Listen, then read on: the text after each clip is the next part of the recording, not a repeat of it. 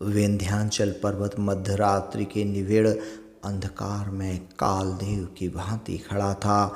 उस पर उगे हुए छोटे छोटे वृक्ष इस प्रकार दृष्टिगोचर होते थे मानो ये उसकी जटाएं हैं, और अष्टभुजा देवी का मंदिर जिसके कलश पर श्वेत पताकाएं वायु की मंद मंद तरंगों में लहरा रही थी, उस देव का मस्तक है। मंदिर में एक झिलमिलाता हुआ दीपक था जिसे देखकर किसी धुंधले तारे का भान हो जाता था।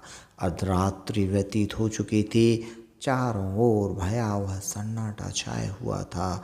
गंगा जी की काली तरंगें पर्वत के नीचे सुखद प्रवाह से बह रही थीं। उनके बहाव से एक मनोरंजक राग की ध्वनि निकल रही थी। ठोर ठोर नावों पर और किनारों के आसपास मल्लाहों के चूल्हों की आंच दिखाई देती थी।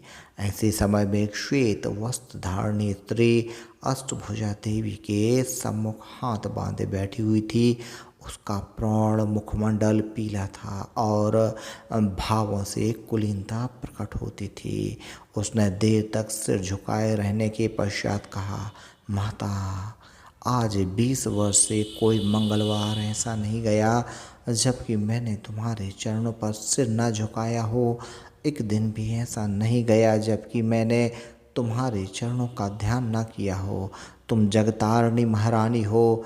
तुम्हारी इतनी सेवा करने पर भी मेरे मन की अभिलाषा पूरी ना हुई। मैं तुम्हें छोड़कर कहाँ जाऊँ। माता, मैंने सैकड़ों व्रत रखे, देवताओं की उपासनाएं की, तीर्थ यात्राएं की, परंतु मनोरथ पूरा ना हुआ। तब तुम्हारी शरण आई। अब तुम्हें छोड़कर कहाँ जाऊँ। तुमने सदा अपने भक्तों की इच्छाएं पूरी की हैं। क्या मैं तुम्हारे दरबार से निराश हो जाऊंगी।